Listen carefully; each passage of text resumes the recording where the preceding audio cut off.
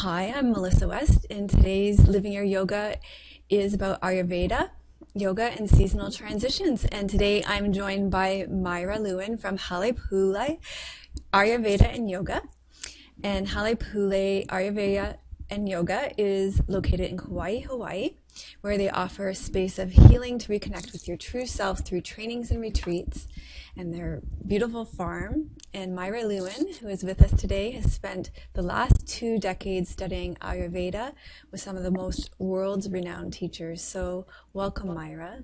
Thank you. Thank you. Thank you for being with us today. Sure. Why don't you, I would love it if you started by telling us about Hale Pule, because by listening to your podcast, I feel like it sounds like heaven on earth to me. Well, we work at creating that, actually. And with the simplest ways possible. But, Kauai is a nice place. It's a sort of a subtropical environment. But Hale Pule is really about consciousness. As I started learning about yoga and Ayurveda, and I really wanted to be able to live it, because I found that I could do it sometimes and not other times in the beginning. So I just decided to make it my home. And so Durga Farms is where we are. That's the acreage, and we grow fruits and vegetables and native plants and herbs and spices and all kinds of things. So, but what we do is really about consciousness. We're just we're all working, and we teach about learning to be present in life and to really enjoy the subtleties of life. We have the good fortune of having a relatively quiet environment with mostly natural sounds. And when those other ones come, boy, do we really notice it. But that's, so that we all realize that everything we do in life matters, and that it has an effect on us, and often it has an effect on others. And so just to be aware of that and make the very best choices that we can. Mm-hmm. So we do that with the tools of Ayurveda and yoga.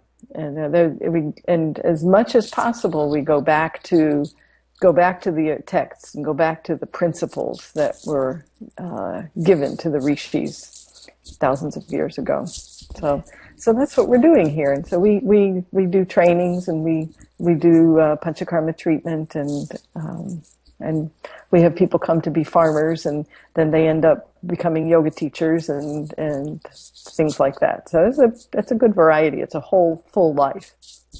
Now, you talk a lot about Panchakarma in your podcast, mm-hmm. and you speak very highly of it. And I have to say, I really don't understand what it is yet still. So then maybe this is a great opportunity to ask you more about what that is. The word pancha means 5, and karma in this situation, in that context, means treatment. So it's 5 treatments that are used for balancing the doshas. So a lot of things that people call Panchakarma are really their dosha balancing treatments that might not be one of those 5 treatments. So it's sort of a term that's getting used in a more general way these days. But what it is that we come to a place where we can treat to balance the doshas over time, but sometimes when it's become extreme, or someone is interested in longevity, they're just interested in feeling better, or we also use it to reverse disease. So it's a series of treatments, and there's a preparation phase, there's the actual treatments, and then there's a rejuvenation phase. And they're all one is just as important as the other. And it's actually designed for the individual. Nice. So not everybody does all of the treatments. Some of those treatments I've never done myself. Oh, wow. There's one that I haven't ever done, and probably never will, because I don't need it. Right. So yeah. And that's the really neat thing about Hale Pule, is you can come, as far as I understand it, is the immersion. You can come there and live there and receive the treatments. And I think that could be really useful, given the culture that we live in, to be able to have that step out of your day-to-day life and to have that huge amount of support. Right. We do. And you can, the people who want to, we show you how to cook and how to take it home with you, what you need to do to continue the value of the treatment that you've just done. Yeah. So yeah, we work on living in a sane way. So, and especially when people have problems, it's really we come to think that we have to live with these things all the rest of our life, and we find out, most of the time not.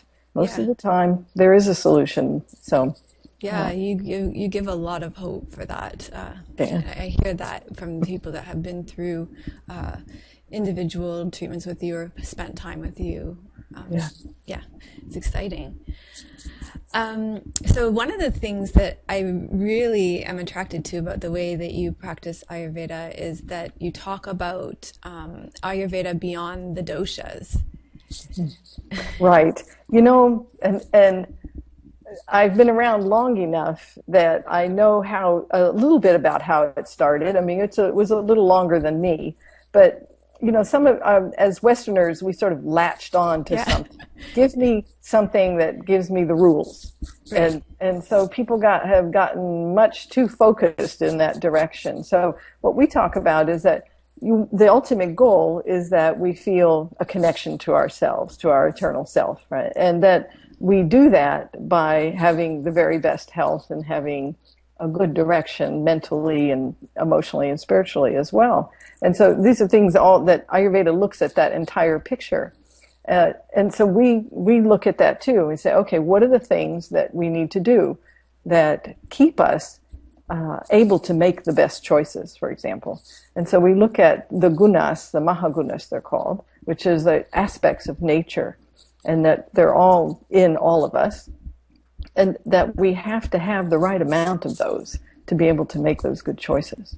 And that's what affects then our ability to keep doshas in balance. So the doshas being the elements in us. And that's what has us make the choices that can keep our Agni strong, our digestive fire, so that we can digest life and digest our food. And we talk about it in terms of it's a holistic science, and truly yoga as well, that we recognize ourselves as the whole being, and we have to work with the whole thing together. And we're all trained, to compartmentalize it and just look at one little piece. And so, I've spent over 20 years now, retraining myself. And almost every day now, I still will discover something new. It feels like, oh, I see, that's how all that ties together.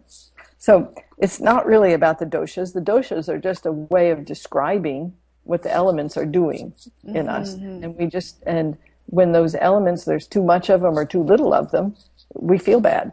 And so we want to get ourselves to, we want to feel good. We're meant to feel good. We're not meant to be miserable all the time or sick or unhappy all the time. And so by balancing the doshas and having proper Agni, then we can build what's called the ojas, which is our vitality and our immunity, and it's our spiritual blissfulness. So, see, that makes a whole package. Yeah.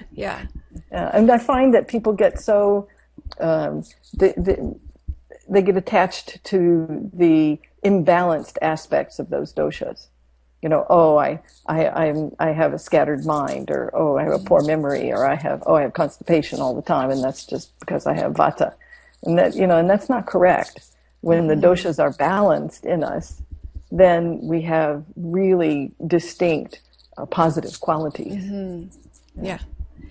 I think, and I also feel like that maybe these are useful teaching tools, but also that maybe the longer that you study these things, the easier it is to see the bigger picture too. Oh yeah, that's right. That's right. It's taken years for me because I was very, very Western scientifically oriented.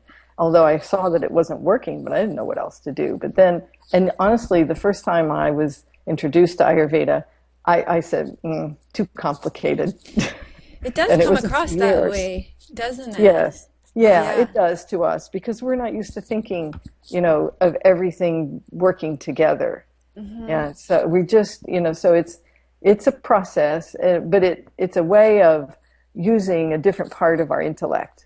It's using more toward our intuition and our natural things. A lot of times I have a consultation with somebody and I'll say, well, you'd feel better if you'll do these things, and here's why. And they'll go, oh yeah, I used to do that, because the things that we do naturally are correct. They support us. That's right. Yeah. They'll support the body, and the body knows what to do. But when we get our head too much in the way, then that's when we start making these choices then that cause the body to be confused and become quite imbalanced. Yeah. So. Yeah, and one of the things that I was really interested in speaking about you today, because this is what when I first found you, it was your most recent podcast around seasonal transitions. And I think this is one of the ways that actually we can tune into Ayurveda in a really intuitive, natural way, because it's already happening around us in nature. So I guess my questions here are around seasonal transition times can be a little disturbing for our balance. And so I was wondering if you wanted to speak a little bit about that and how we can bring harmony to our being around those times of year, whether that be, because I feel like whether you're in the northern hemisphere or the southern hemisphere, spring and autumn can be quite unsettling for any of the constitutions. Right. It's so that thing where we need to really recognize ourselves as part of nature rather than separate from it. It comes every year, and then we act surprised. I know. It's true. So we need to, for example, one of the big things that is we talk about a lot about we can change our foods and we should go with what's available, right? And that's pretty easy.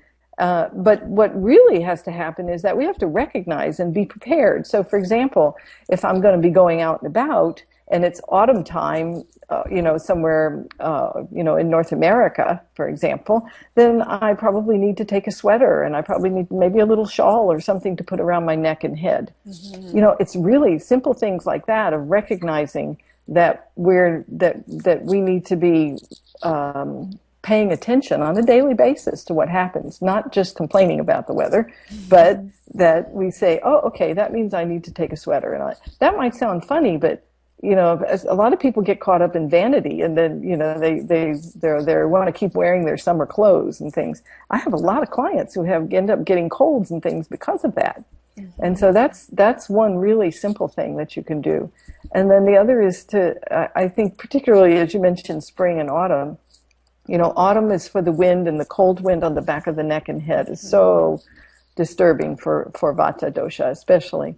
But transitioning then into from spring into summer, where people, at first in spring it might be okay to go outside in the middle of the day without a hat on, but when you start coming into summer and that sun is so strong and the days are long, you need to cover your head. And it's not just because, it's going to burn my skin, but it actually heats us up and dries us out. So it's going to aggravate Vata and Pitta. So those, I think, are two examples of things that people let go, and will end up breaking us down enough so that we end up with colds and flus and things like that. Yeah, we forget, don't we, every year? It's like a few months go by and then we think, it's going to stay like this forever. Yeah. Which is one of the things that, that I love about Ayurveda, because everything, if I do one thing, then it affects everything else. If I have an emotional jag, we'll say, then, my body's going to respond in the days after in a few ways. Depends on how strong I am and what stage of life I'm in. And especially for women, for example, if you have a little emotional upheaval, your menstrual cycle is going to be affected. Some people more than others. But we need not be surprised about it. We just need to calm down again and keep going. This is what I really love so much about your approach, is that it's so nurturing and it promotes so much self-care too. Right. I mean, that's really, life is our being, let me say that again. Life is our being given this gift of a body, and that we're meant to live our life. If we look at it in Ayurveda and in yoga, or from the Vedas, that we all have a dharma. We have things that we're here to do. And we don't need to really worry so much about figuring it out. We just need to go about life and keep moving forward. We can have desires, and we can satisfy those desires to go in a direction for something, as long as we don't get attached to things, right? So if we get attached to the idea that things shouldn't change, then that the seasons are going to get us. Yeah. Yeah, and just even this transition, we even have a little transition from winter to spring, although our winter was very brief this year. But that transition, you'll notice a little bit of, there'll be a little kapha, maybe a little mucus coming out and that kind of thing. So some warm water in the morning on a regular basis is good, but especially during that time of year. And just doing those real simple things to take care of ourselves, because when I take care of myself, now I can actually participate in my dharma or my purpose in life, and then I can do the things that I really want to do. And that, when we realize that I have to take care of myself to do that, right? Otherwise we end up, we're either, we're not able to do what we want because we're not feeling well, or we're complaining about not feeling well. Yeah. And so I think that's something that we need to recognize as the gift that we have, and to think of the seasonal transitions. I think of them sort of like I was thinking about surfing, but when you're surfing and you first catch the wave and it's so great but then you have to either make a bottom turn, or you have to go ahead and go out of the wave and be finished, and move on to something else. So, and that's really what it's like. So, yeah. And that each of those seasons has something for us. Some people, they say, oh, I don't like the winter time, and that. It's like, well, no, it's actually a really nice time for going inward. Yeah. One of the things that's so interesting for us is that we're farmers, and so, but with our weather, we don't get a break. We realize, like, oh, there's no winter break here. So you farm all year round then? Yes, definitely. Yeah. Most things grow here. You're farming different things at different times of the year. The vegetables do change. There are vegetables that we can't grow in the summer because it's too hot. But no, most everything else goes all year round. Our fruit trees, they will be leafing, flowering, and fruiting all at the same time. So it's gotten harder to predict things, actually. And that's another thing. We think, oh, the citrus should come at this time of year. Well, the last 2 years, the citrus is not coming at the time of year it normally does. Really? It's 3 months difference. Wow. And it's not just us; it's everybody here. I don't know. Wow. So we just have to really be in tune and watch and see what's happening, and try to figure out when we can help the trees out if we do. Sometimes, mostly what we give them is ash from the Vedic fires that we do. Yeah, and I find that fascinating. Yeah, it's a really wonderful thing. The practice of Agnihotra, just honoring the sunrise and sunset. It's a real simple fire ceremony, very powerful and anybody can do it.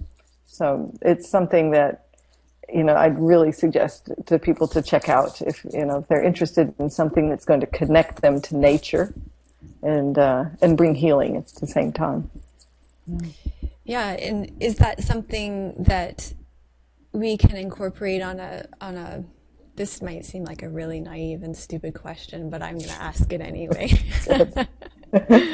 So if I light incense at home, my neg champa, for example, and meditate with it, I'm feeling more naive and silly as I ask this question.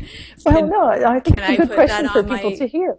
Can I put it on my plants, like as an offering, or I wonder what would happen to it? I would, yeah, as long as your incense doesn't have chemicals in it, because some of it does.